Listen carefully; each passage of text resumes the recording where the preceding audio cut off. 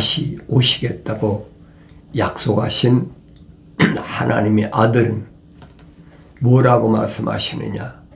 내가 다시 올 때는 세상에 믿는 자를 보겠느냐? 그게 무슨 말씀이? 그만큼 주님을 사모하는 사람들이 적다는 얘기, 거의 없다시피 한다는 거예요. 믿는 자를 보겠느냐? 그 믿는 건 뭘 믿는 겁니까? 하나님의 약속을 믿는 사람이 찾아보기가 힘들다는 얘기. 그만큼 열매 맺기가 어렵다. 하나님의 아들은 2000년 전에 오셔서 100배의 열매를 맺으셨는데 사도들은 60배, 제자들도 60배 열매를 맺었는데 점점 과학이 발달하고 세상이 악해지고 하니까 이제 열매 맺는 것이 30배 열매를 맺으면 족한 거예요. 나는 얼마 열매를 맺도록 하나님이 계획해 놓으셨나? 성경을 통해서 나의 사명을 올바로 직시해야 됩니다. 내가 하나님의 아들로서 해야 될 것이 무언가? 주님은 세상은 그렇게 녹록한 곳이 아니라라고 요한계시록에서 말씀하시잖아요. 7번이나 7 천둥소리. 사도 요한이란 말은 우레의 아들이다, 천둥의 아들이다, 그 말이. 그런데 7 천둥소리에 보면은 세상이 그렇게 녹록한 곳이 아니. 약속해 놓으셨잖아요. 하나님의 말씀을 떠나서는 내가 존재할 수가 없어요. 성령 받은 다윗은 뭐라고 그랬느냐? 주의 말씀은 내 발등에 빛이라, 등불이다. 내 발의 등불이다. 등에는 반드시 기름이 있어야 불이 켜지잖아요. 내 가는 길에 빛이라. 성령 받지 못하면 길이 보이지 않는 거예요. 하나님 말씀 가졌다고 해서 보이는 게 아니죠. 주님은 주님의 재림의 때 10처녀 비유를 말씀해요. 10처녀 비유. 5처녀는 등에 기름이 준비되어 있고 5처녀는 등불이 꺼졌어. 그런데 신랑이로라 하는 소리는 멀리서 들리니까 그 멀리서 들리는 그 소리가 가까울 때까지는 등에 불이 꺼졌으니까 기름 좀 빌려달라. 빌려줄 수가 없는 거예요. 가서 장사하는 사람한테 기름을 사라.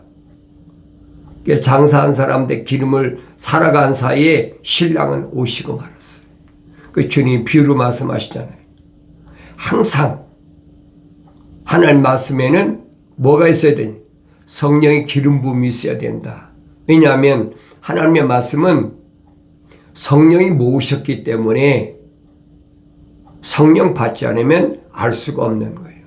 생명책에 기록된 사람은 반드시 하나님 말씀을 통해서 책망으로 들려지고 책망으로 들려지면 돌이켜서 회개하라.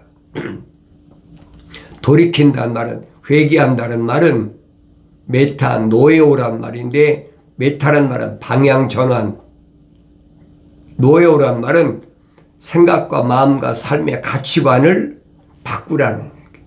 하늘 아래서 하늘 위로 바꾸라는 겁니다. 내 육신에서 하나님의 생명호흡이 들어간 내 속사람으로 바꾸라는 얘기예요.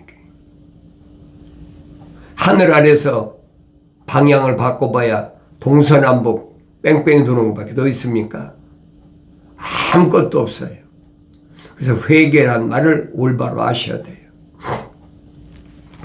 철학에서 회개란 말은 돌이킨다, 뭐 그런 뜻이지만은 성경에서 회개는 내 생각과 마음과 삶의 가치관을 하늘 아래서 하늘 위에로 내 이름이 기록된 생명책 기록된 하늘 위에로 바꾸라는 얘기예요. 내 생각과 마음이 세상에 속해 있나 아니면 하늘에 속해 있나.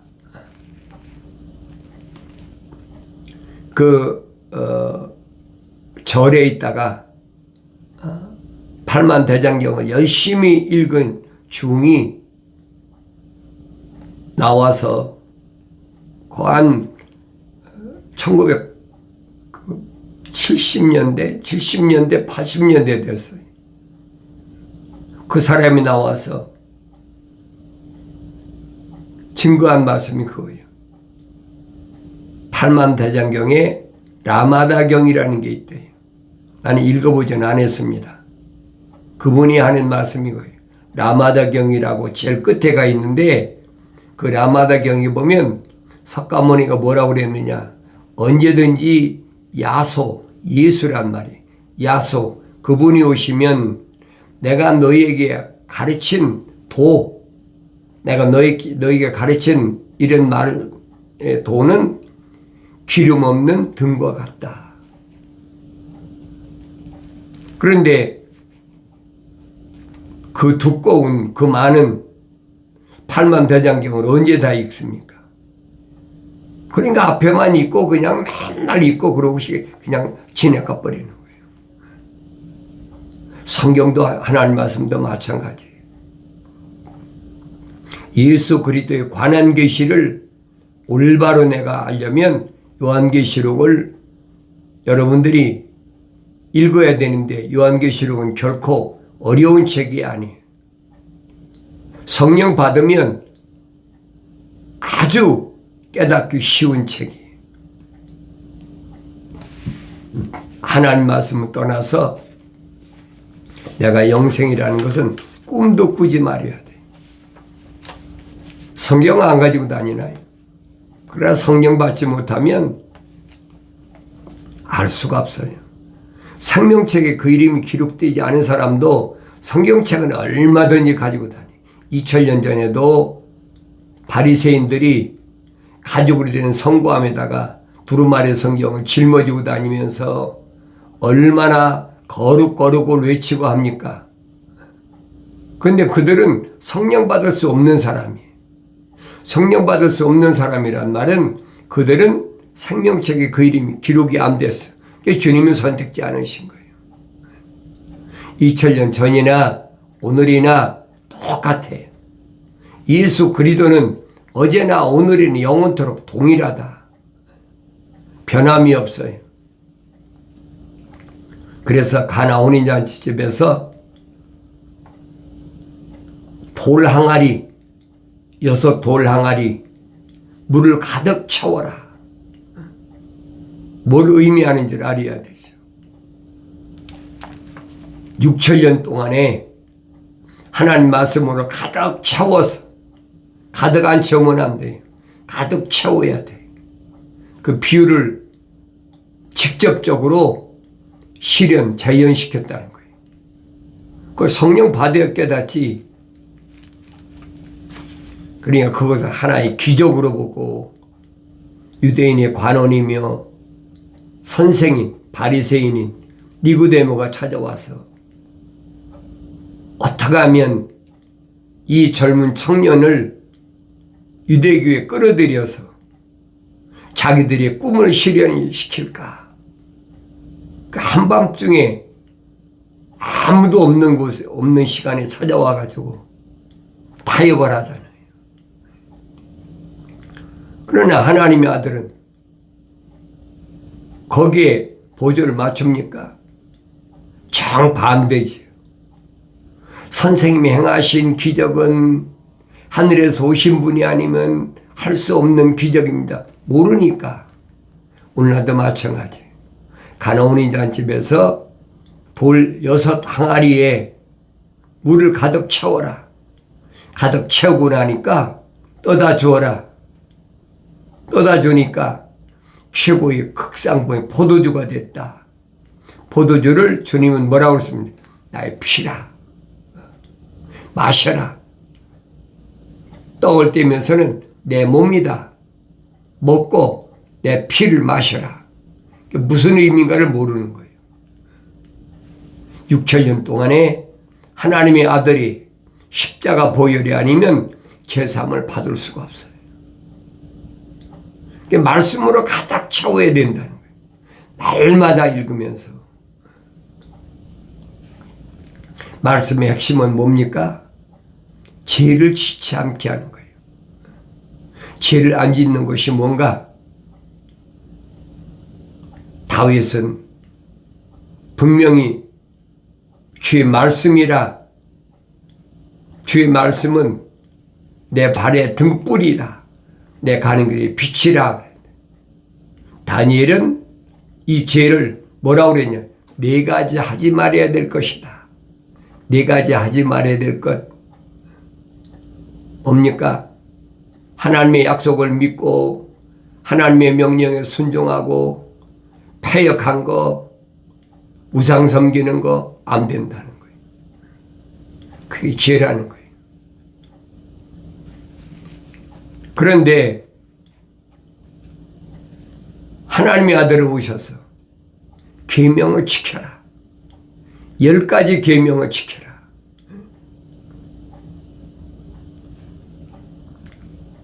하나님의 말씀을 내가 올바로 깨달으려면 날마다 읽고 상고하면서 되새김질하고 끊임이 없어요.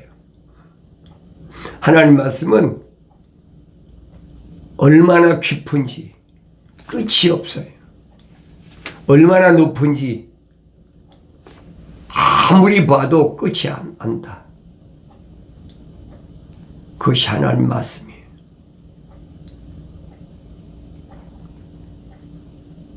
그러니 하나님 말씀을 날마다 새롭게,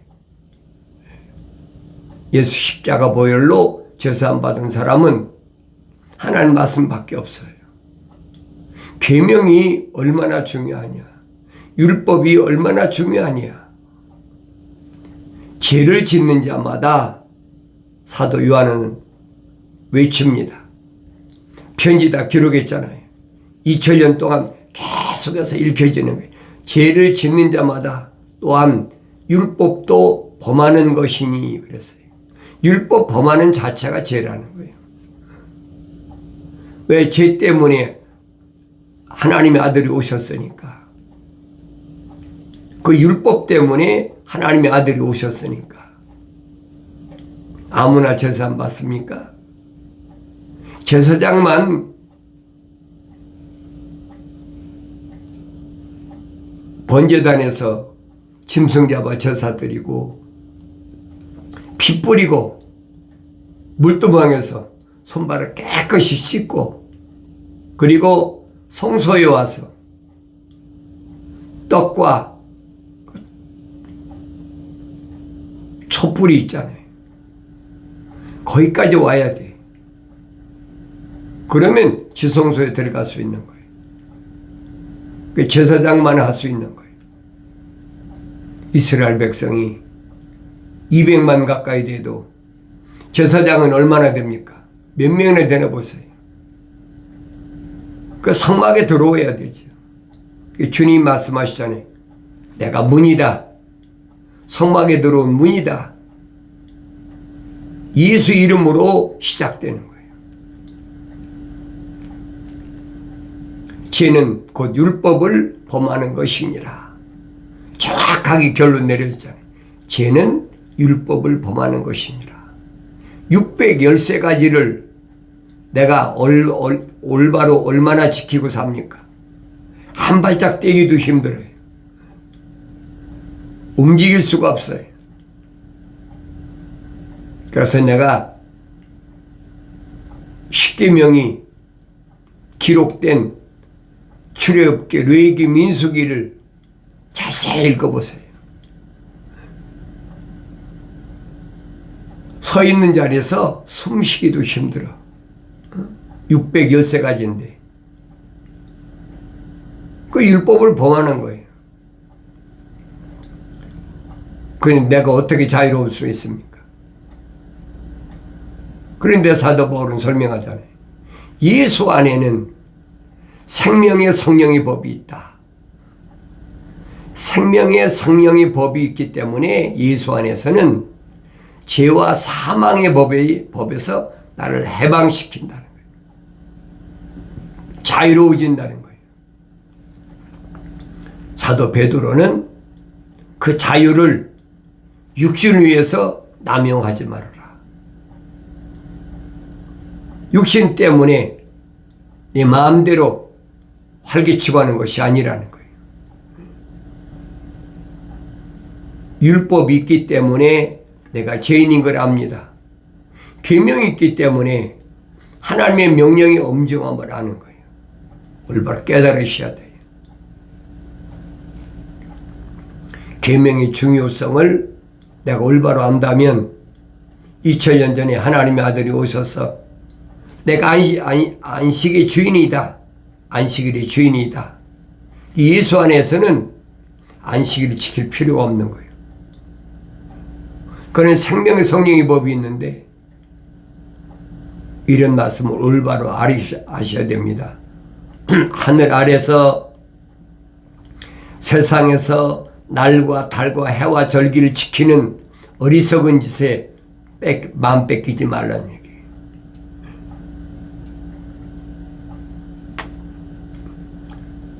사도 요한이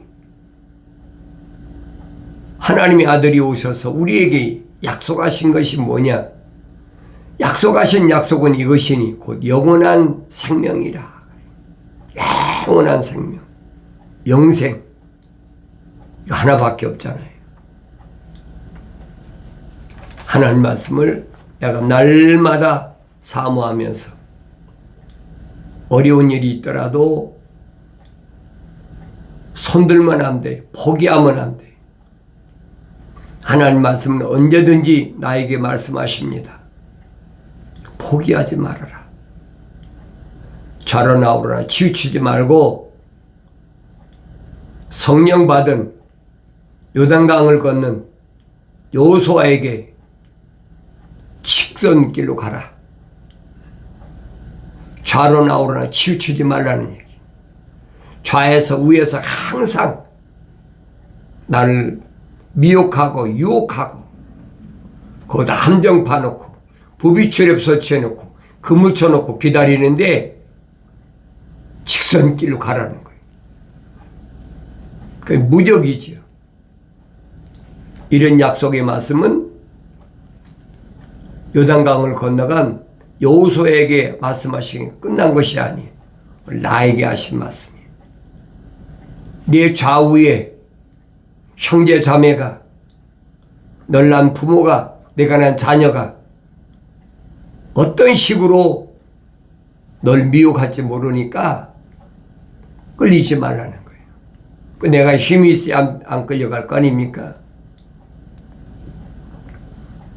하나님의 아들이 요단강가에서 성령 받고 나니까 성령이 인도하셨다.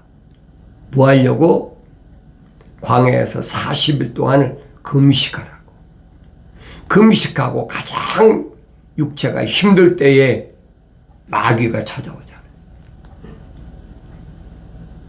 내가 힘들 때에 그걸 노리는 거예요. 부여할 때 노리는 겁니다. 육신의 정욕이나 안목의 정욕에 놀아나지 말고 언제든지 주님이 내 앞에 열어놓으신 길은 직선길이다. 나는 길이요 진리요 생명이다.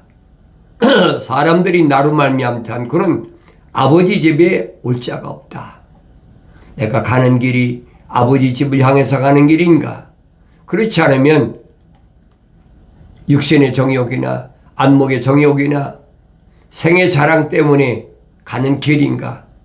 항상 하나님 말씀을 가까이 할 때만이 내가 나를 볼 수가 있는 거예요. 사도 바울이 설명하잖아요.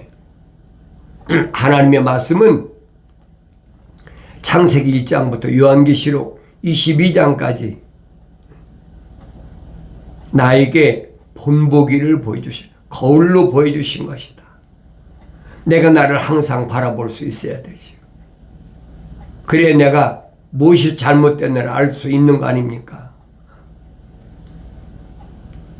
어차피 세상에 하나님께서 나를 보내신 거룩한 뜻을 내가 온전히 감당하기 위해서 세상에 나왔다면 주님이 하신 말씀을 기억하야죠. 내 가는 길은 오직 파라다이스, 하나님의 동산을 향해서 간다. 그 직선길이에요. 그 주님 말씀하시잖아요. 내가 세상에서 수고하기 위해서는 뭘 위해서 수고해야 되느냐.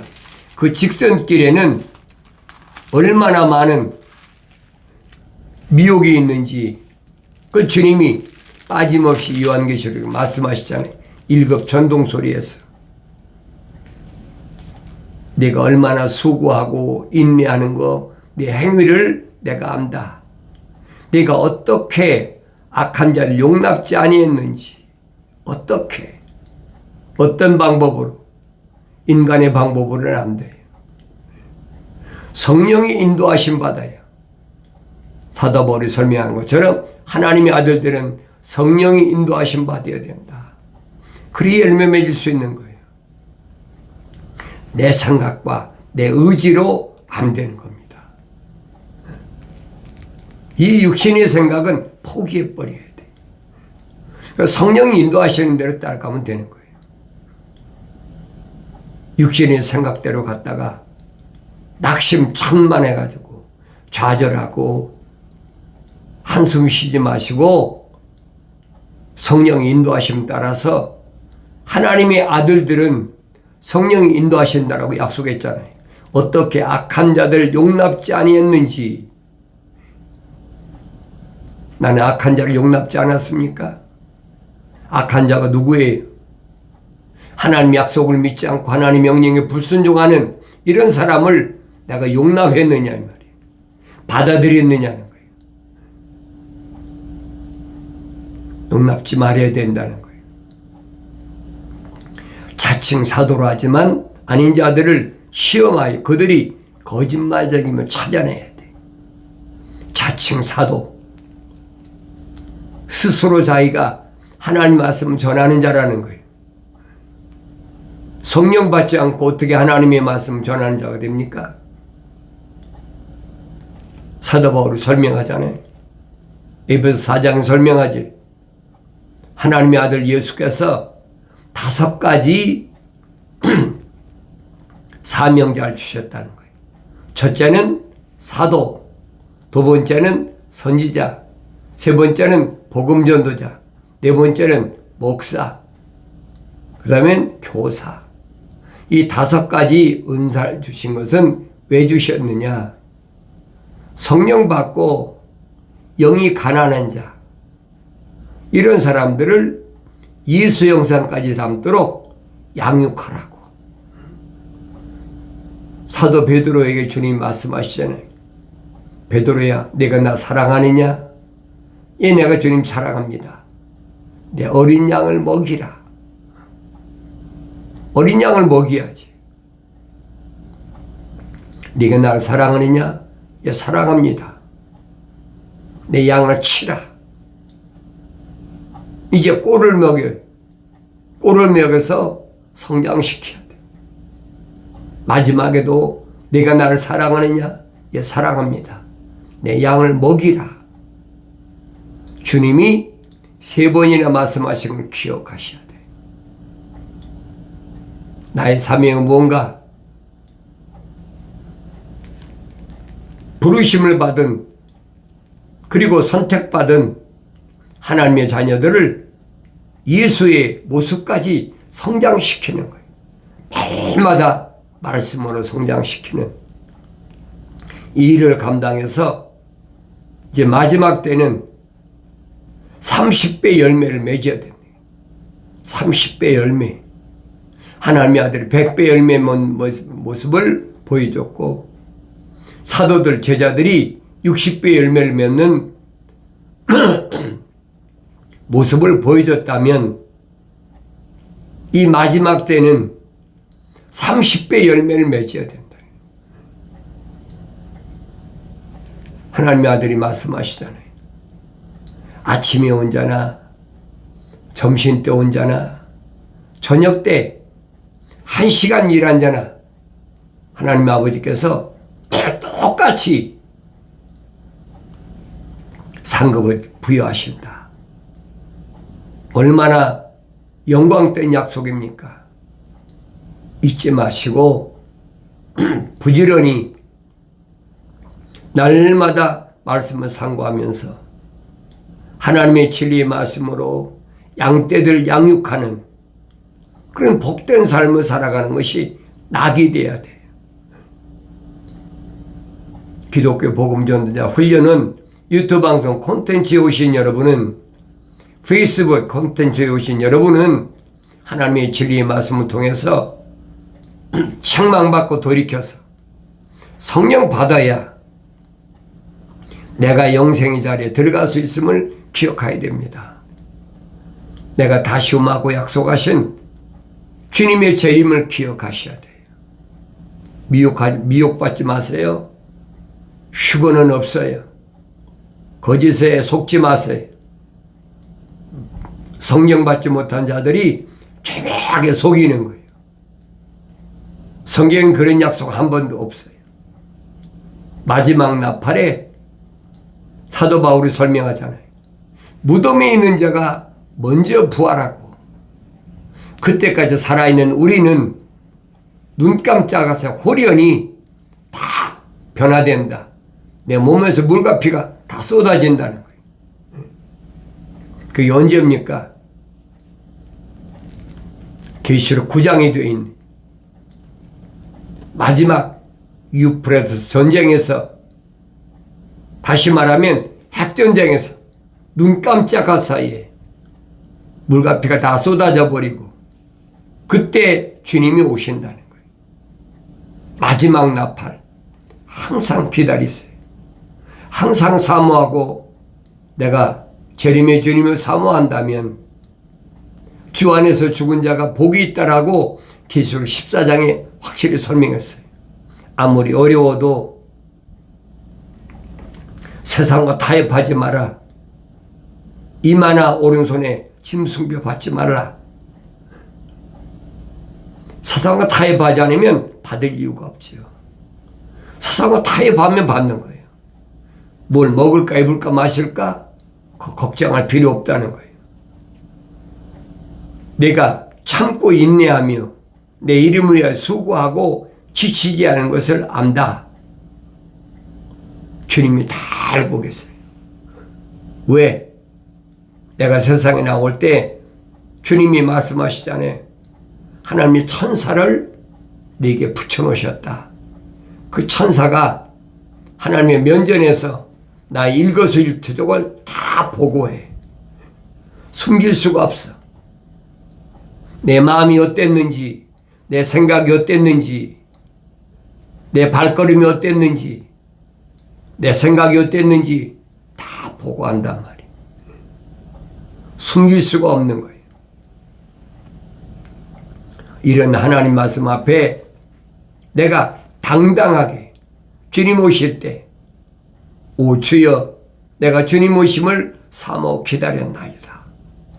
담대하게 설 수 있는 믿음의 사람들로 하루하루를 성장하는 복된 삶을 살아가길 바랍니다.